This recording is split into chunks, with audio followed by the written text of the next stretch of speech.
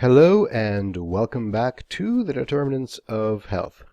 Today's lecture is one of the more sensitive topics in this course. We're going to talk about Aboriginal and Indigenous health, which is always politically laden and wrought with history and heartbreak. But it's important that we as Canadian students and scholars really understand the burden, the experience, and the path forward for our Aboriginal peoples, especially in relation to healthcare.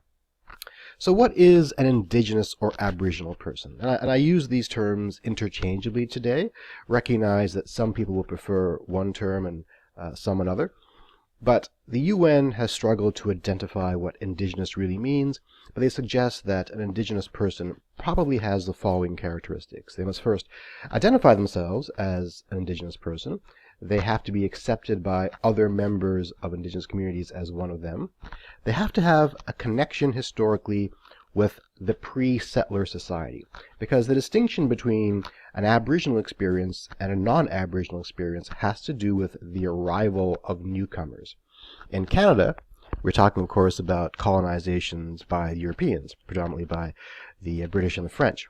Prior to their arrival, there was a thriving American pre-Columbian culture. So to be Aboriginal or Indigenous in Canada, you must be ethnically connected to that pre-Columbian culture. We like to think about Aboriginals as having some sort of personal link to the land, to the natural resources of the territory that they claim. We like to think that they have a distinct social, economic, or political system, though that's not always true. And of course, with all ethnicities, they have a distinct language and culture. So we can go on and on about defining the distinctions between Indigenous and non-Indigenous, but recognize that's an ongoing debate, and because of centuries of intermarriage and racial inbreeding, it's difficult to say who is Aboriginal and who isn't, but in Canada we attempt to do so both legalistically and at a personal level. This map shows us the global distribution of Indigenous peoples. It's important to recognize that this is not just a North American thing.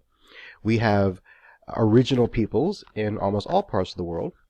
In the redder areas is where we find more of them. So North America has a more distinct and noticeable presence of First Peoples. The Australians are perhaps among the more famous, the Aborigines of Australia, but as a population they don't seem as well represented. A lot of the health issues that we associate with Aboriginal peoples has to do with the arrival of settlers. So in North America, we're talking about Columbus and the Spaniards that came after him and the other Europeans that followed. So when the Europeans arrived, the population of Native Americans quickly dwindled. And there are several theories as to why that happened. First among them, of course, is direct murder. So the conquerors would carve a swath of homicide through their ranks, but also possibly through disease.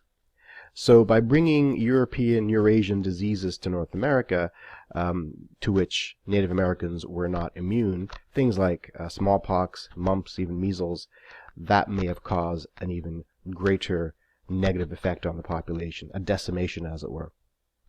So that may be, in many ways, the very first international health crisis, and definitely the first traces of cultural and ethnic genocide.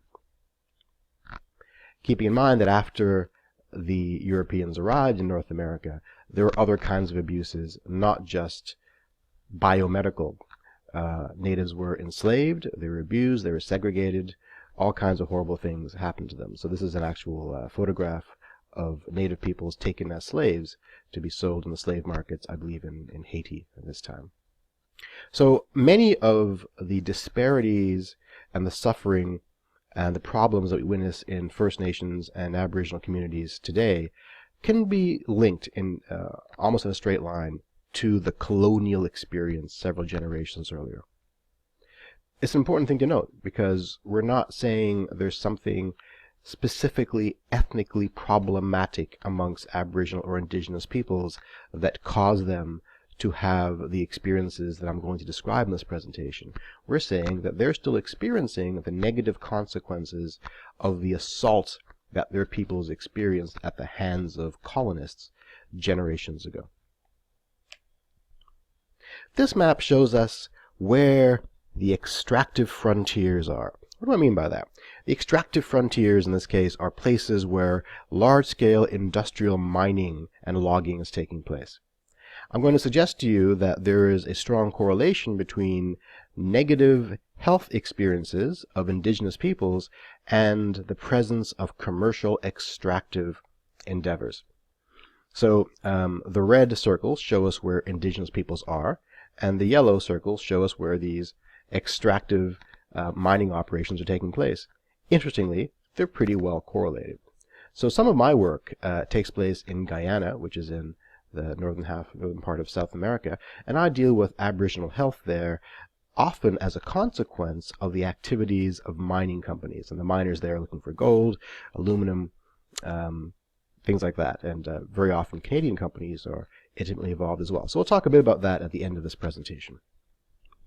So, who are First Nations people? In Canada, we have essentially three groups. We have First Nations, the Inuit or Inuk, what in the old days we would have problematically called the Eskimos, but that's not an appropriate name for them. They are Inuit, and the Métis. So Métis are a blend, an ethnic racial blend of First Peoples and Europeans. So we consider these three groups to be distinct.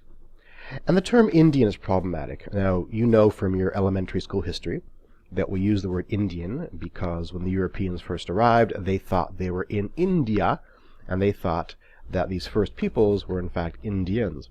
But the term Indian has survived that original error, which to me is kind of hilarious because I'm actually Indian from South Asia. So it's funny whenever I have to describe to people who I am. I have to say I'm Indian from Asia, not Indian from North America. But we use the word Indian still as a legal term because we have the Indian Act of 1876 that actually specifies that First Nations people can be registered as having status as an Indian. So if you have status, you have a particular set of opportunities and rights. If you don't have status, you don't have those opportunities and rights. If you give up status, you lose certain things for life. That's a legalistically complicated thing that I'm not going to go into depth here, but if you are interested, you can explore further about what it means to have status as an Indian in Canada. So, in our previous lecture, we talked about HDI, or the Human Development Index, just briefly. And the Human Development Index talks about the quality of life that populations experience having to do with access to healthcare, access to education, access to services in general. And the closer to 1, the better your Human Development Index, and the further away from 1, the closer to 0, the worse your experience. This graph shows us that over time, the gap between the HDI of First Peoples and other Canadians has not changed appreciably. The gap remains at 0.21, where registered Indians, in this place status Indians, First Nations people, have consistently lower standard of living across time, across the board in Canada, and that's a problem. They are Canadians, they have a right to all of the opportunity and the quality of life that being Canadian describes. You've probably often heard of reserves. So reserves are tracts of land that the government has set aside to be governed specifically by tribal chiefs or bands of First Nations people. And maybe slightly less than half of all registered Indians live on reserves in Canada. The majority of non-status First Nations people and the majority of Métis live in urban areas. That may surprise you, but the Hollywood stereotype of First Nations people doesn't really apply in Canada. These are sophisticated urban-dwelling individuals. The Inuit, however, live in mostly rural areas in the north. Now, this graph shows us that of the existing reserves, most of them have fewer than 500 people living in them. And the reserves are spread out across Canada, with most of them being out west in British Columbia. So this pie chart shows us who First Nations people are. So about half of them are quote-unquote registered Indians, meaning they have status under the Indian Act. About 30% are Métis, that blend of First Nations and European. About 15% would be non-status Indians, so First Nations people who aren't registered under the Indian Act. And the remainder are Inuit and other. And this chart shows us where Indigenous people live in Canada. So if you're a registered Indian, the bulk, 45%, the plurality, are still living in reserves. But for everybody else, they're scattered throughout all of Canada like anybody else. It surprises a lot of people to learn that many live in urban areas. So CMA is the Census Metropolitan Area. So if you look at non-status Indians, half would live in urban areas. Amongst Métis, slightly less than half, but certainly the plurality live in urban areas. And this map shows us where in the country we find a majority of Aboriginal peoples living.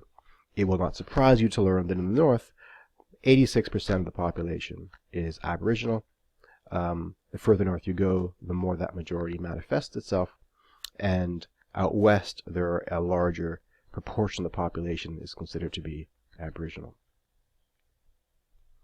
So, what proportion of the population total does this represent? In Canada, the most recent National Household Survey suggests about 4.3% of our total population would self-identify as Aboriginal. In the USA, that number is about 1.7%, and in Australia, it's about 3%. So Canada has the largest proportion of Aboriginals in developed countries. And this number, this population, is actually growing over time. So if you look at this graph shows us the rate of growth of the population. So in fact, Aboriginal population in Canada is expanding. Globally, Aboriginals tend to be a younger population.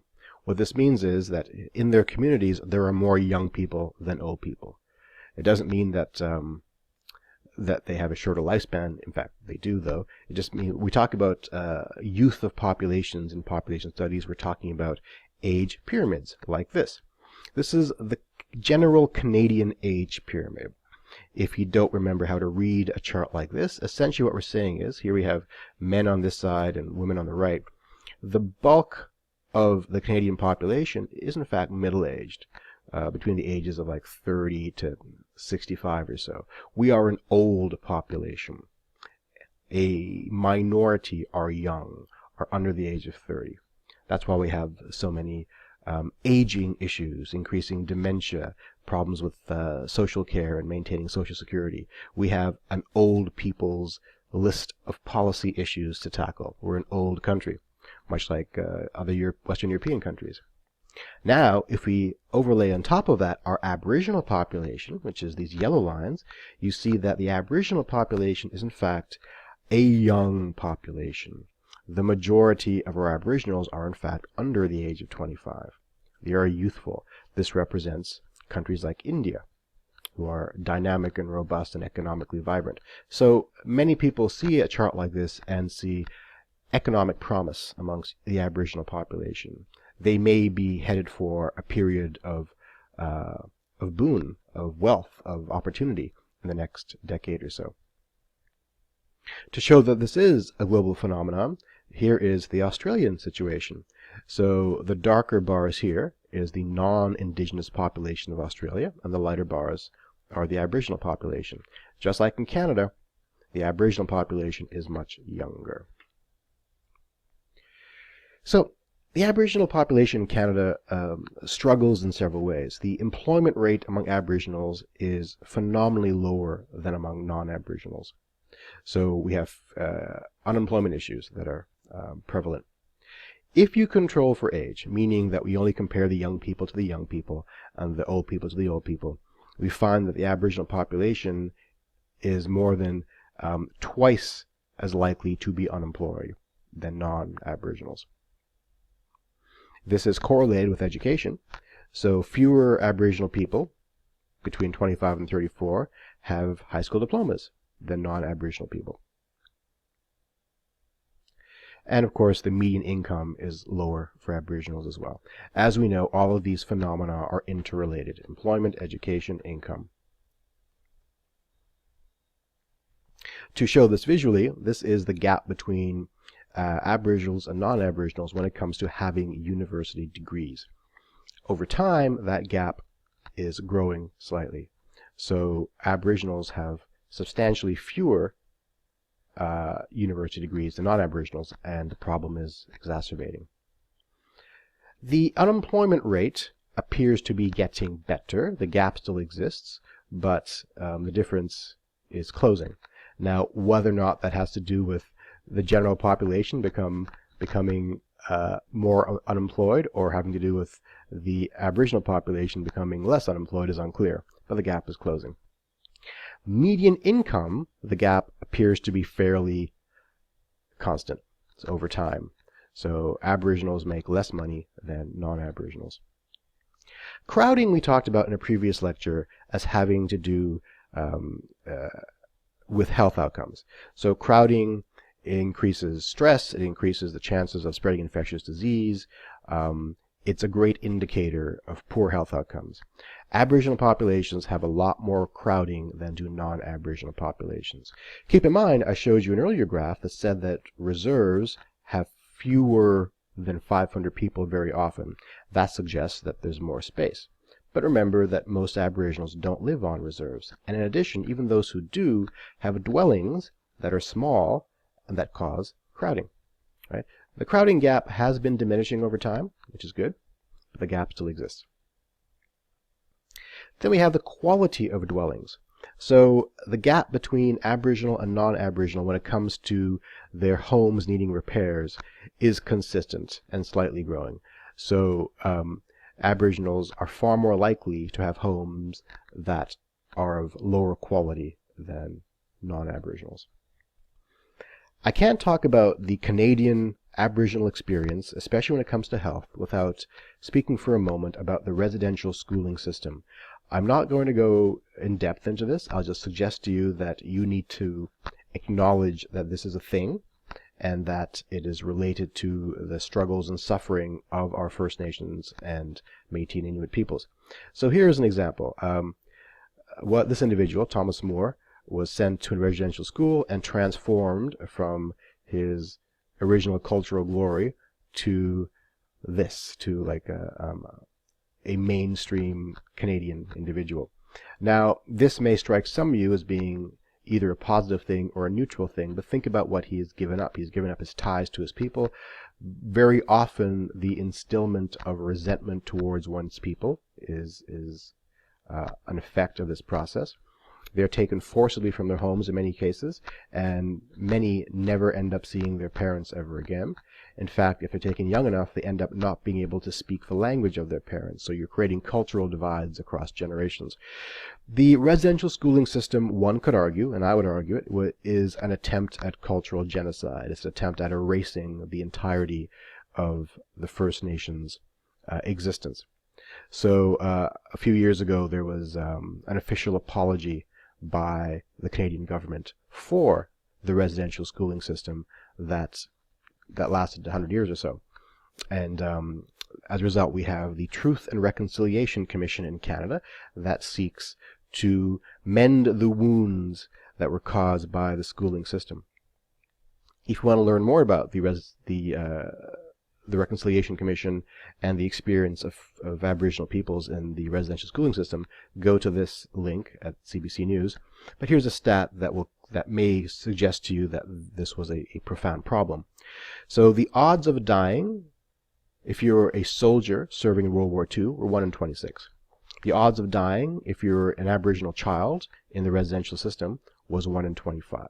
So that was the level of trauma and abuse experienced by these individuals. And it cannot be undersold. There are survivors today still struggling with their experiences. The communities have a long way to go to recover. And this is, in my opinion, one of the great blights and shames of our nation. So let's talk about Aboriginal health. Aboriginal people have suffered the loss of a lot. Culture, language, land, power, self-respect, esteem. all of which can be linked, in many people's opinions, mine included, to the history of colonialism. So the reservation system, the forced migrations, the residential schooling system, all of these things separated children from their parents for generations, and this has manifested in deep struggles at the social, physical, and emotional levels. So worldwide, indigenous peoples have poorer health outcomes than non-Aboriginal peoples. And these include things like infant mortality, maternal mortality, a lot of infectious disease issues, tuberculosis, HIV, etc., malnutrition, lower life expectancy, addiction issues, alcohol and cigarette smoking, a lot of mental health issues having to do with, again, addiction and domestic violence, homicide, suicide, diabetes is a big deal, and all the associated chronic conditions related to diabetes, like obesity and hypertension and heart disease. And some of this is a result of environmental contamination. Some of it is a result of nutritional changes. A lot of it is a result of social stress. And there's a close association with commercial activities. What am I talking about there? Again, I'm talking about those extractive industries, and I'll get back to that at the end of this presentation when I talk about some of the work that I do both in Canada and in South America. But first, let's acknowledge that in Canada we have a crisis of violence against Aboriginal and Indigenous peoples. So right now we have, I would say, an epidemic of missing Aboriginal girls. They're kidnapped, they're raped, they're murdered, and this is not being well addressed, and solutions need to be put forward. So this graph shows us the distribution of murdered Aboriginal women and what proportion they represent of the larger population. So let's take Saskatchewan, for example. So the murdered Aboriginal women represent almost 60% of total female homicides, but less than 20% of the total women. So clearly, the Aboriginal women are being targeted or having a much worse homicide experience. That's a horrible way to phrase it, than non-Aboriginals. And the same with Manitoba. Okay. So this appears to be a nationwide trend where Aboriginal women are particularly vulnerable to violence and murder, more so than non-Aboriginal women. This graph shows us the same thing. So over time, the homicide rate for Aboriginal women is much higher than for non-Aboriginal women. That gap has come down over time, but it's still substantial. The RCMP has issued this infographic to suggest why or how or the descriptors of the vulnerability issues associated with being Aboriginal. So the blue statistics are the Aboriginal statistics, and the red are non-Aboriginal for women who are murdered. So the Aboriginal women are less likely to be employed. They're more likely to be involved in some illegal activity, like drug trade or sex trade. Sex trade specifically, quite predominant. So a lot of these women are murdered sex workers. They're more likely to have a criminal record, of course, because they're involved in these issues. They're more likely to be younger. So these statistics give us an opportunity for intervening. So if people involved in the sex trade are particularly vulnerable, then we know where to approach them, which particular subpopulation of these women need the most protection and help. Okay? So that's how we would use these kinds of statistics at a population health level. It's not just women, though. So Aboriginal men are also more likely to be the victims of violence than are non-Aboriginal men. Right? Just the gap is less for men than for women. But both men and women are at risk simply by being Aboriginal. The suicide rates are quite high. In this country, we are experiencing, again, an epidemic of Aboriginal suicide, particularly among the young people. This is largely a male phenomenon, as you can see here. Okay, so all of these statistics, it's important to break them down by age and gender and socioeconomic factors. But almost always, gender is the prevailing discriminator in these phenomena. So this is a public health crisis that we struggle to address today, the suicide epidemic amongst Indigenous peoples. So let's turn from the mental health issues to diabetes. Diabetes is a global concern for all of humanity at the moment, but it is particularly true for the global Aboriginal population and true for the Canadian Aboriginal population.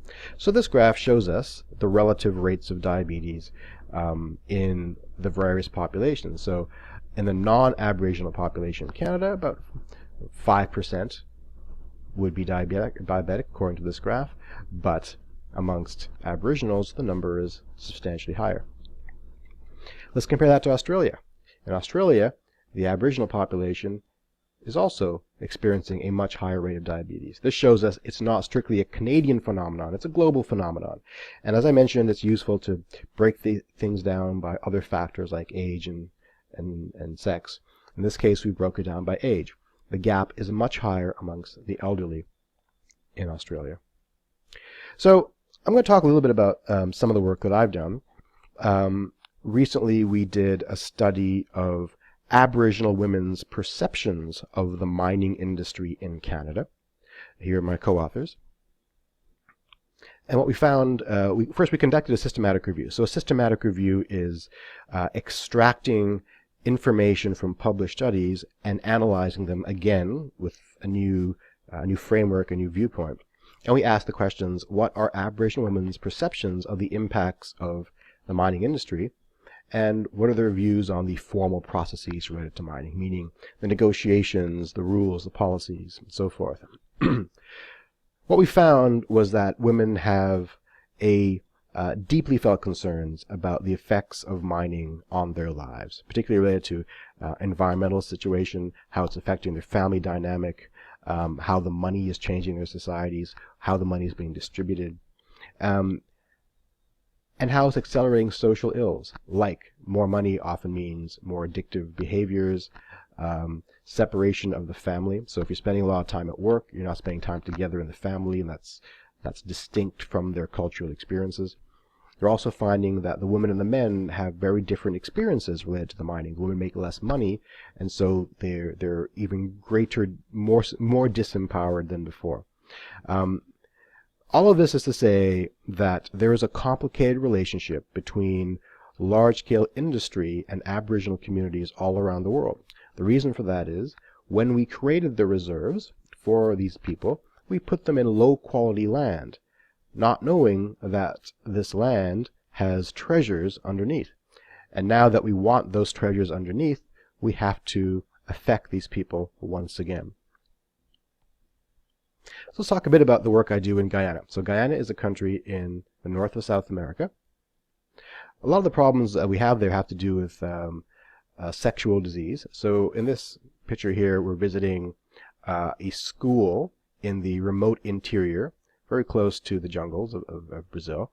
You have to take a dugout canoe a couple of hours over rapids to get to this place, and it's a population of about 300 people, including these young girls living in a residential school, and we're teaching them how to put condoms on a penis. That's a fake penis. This is how you teach health education in many parts of the world. And this is the kinds of communities they live in. So we arrive by a canoe and we set up camp here and run our health education and our clinical care procedures.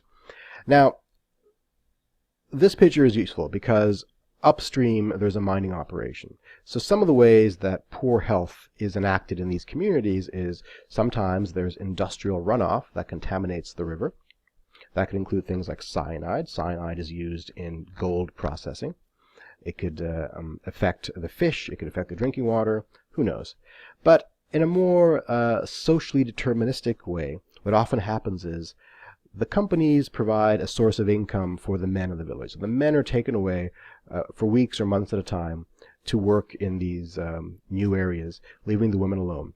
So in absence of the men, there's no one growing much of the food. So suddenly we have a nutritional deficit. As a result, this new money being earned in the mining industry is used to purchase food from outside the community. The kinds of food you can purchase aren't fresh vegetables necessarily. They're things like white bread or biscuits, things that are high carbohydrate that contribute to the diabetes epidemic and poor health in general. In addition, now that the men are situated alone together in the various camps, we have prostitutes migrating north from Brazil to service these men, and that's creating clusters of sexually transmitted diseases. And because often this migration is under the radar of the formal government, there is no health services for either the prostitutes or for the men being affected. So suddenly, what began as a fairly benign industrial operation offering work and opportunity to these communities is resulting in some profoundly problematic health changes. The money is also being used to fuel the addiction issues. So suddenly you can afford alcohol and cigarettes, and that's creating again this downturn spiral of addiction followed by domestic abuse and so forth. Some more images here. So here we have an older woman hitching a ride with us on our dugout canoe from one village to another, and the elderly experience particularly problematic health outcomes in these communities. For example, the diabetes I mentioned before. And because now we have more advanced modes of transportation, there's less movement. As a result of less movement, there's an increase in obesity. So these communities are experiencing like a couple hundred years of compressed bad nutrition in just a decade. And we are searching for strategies for how to address all of this. One of my projects involved visiting these communities, and as we're offering medical care, I would meet with the villagers and do a little song and dance. Then I'd ask them if they had any questions for me about their health. And oftentimes they put up their hands and ask questions. But if they're too embarrassed, I would say, write down your questions on a piece of paper and put them in a hat that I would pass around, and then I would pick them out randomly and answer them. After collecting these for several villages, we decided to analyze their questions to figure out what is it that they really care about, that they're not getting enough health information about. And these are actually images of the actual bits of paper that they wrote down for me. I think this is from a school visit, actually, which is why it's a little childish, little hearts being grown here. So there's a lot of questions around fertility, around sexual activity, a little bit around trying to understand the science of what is making them ill. Why am I diabetic? Why does the food that has kept my people alive for 1,000 years now making me fat and ill? It's unclear. Why can't I have a baby anymore? Well, now, because they're in their 40s now, and reproductive capacity is diminishing for reasons we don't fully understand. So there's some fascinating health changes happening in these remote communities, and we need to study them more. Another trip we took was to a prison in the middle of the jungle, really. So we have Aboriginal criminals that are incarcerated in this prison, and we gave them some care as well. And some of the issues that came out of that prison visit included tuberculosis, dietary issues. What I really took away from that visit was the underservicing of basic physiotherapy needs. So very often what these communities need isn't so much drugs, isn't so much health education information, isn't so much direct medical care, it's rehabilitation services. How do I fix my backache, right? My knee hurts. What exercises can I do to fix that? So again, there's an opportunity here for low technology interventions. So I want to finish off by talking about traditional medicine. You can't visit or talk about indigenous or first peoples without exploring how they made themselves well for thousands of years before Western medicine arrived. So traditional medicine, here's one definition: the sum total of knowledge, skills, and practices based on the theories, beliefs, and experiences of different cultures. Now, the important part of this definition is whether explicable or not. So very often, these techniques don't have an obvious scientific basis because different cultures approach health in different paradigmatic ways, meaning some see it as a spiritual phenomenon, some see it as a religious phenomenon, some see it as some sort of quasi-magical phenomenon. Others will try to describe the biomechanics of what is happening. The point is, very often it works. So it's important, we think, to blend in the experiences of traditional medicine with modern Western and what we call allopathic medicine for a number of reasons. One is that it may work, and two is that it is more culturally digestible by these individuals and therefore more likely to be taken up.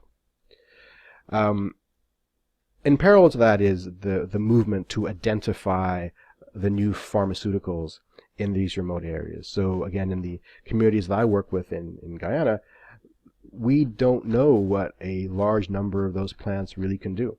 It's an underexplored area. So there's a movement to go to quickly taxonomize the vegetation to figure out how much of this really is medicine. We need to preserve the traditional knowledge, which is quickly diminishing, about how to use these plants and trees to affect changes in the human physiology. So in summary, indigenous peoples around the world are at the bottom of the social ladder. They are often pushed into marginalized areas. They receive the worst of medical care and the least number of opportunities. Most of the disparities, I believe, can be linked to a history of abuse, particularly of colonialism, of the arrival of settlers causing this marginalization and decimation. Indigenous people tend to be younger than the rest of the dominant population, which again leads us to have to invest greater resources in things like reproductive health and less so in elder care. And in Canada, Indigenous people experience many ills at a higher rate than non-Indigenous people. In particular, violence, particularly violence against women, addiction issues, particularly alcohol and tobacco, mental illness, things like suicide and depression, and diabetes. So if this is a place, an area that you would like to dedicate your career to, I think it's an honorable way to go, and a way that I think more resources need to be applied in the coming years. Thank you.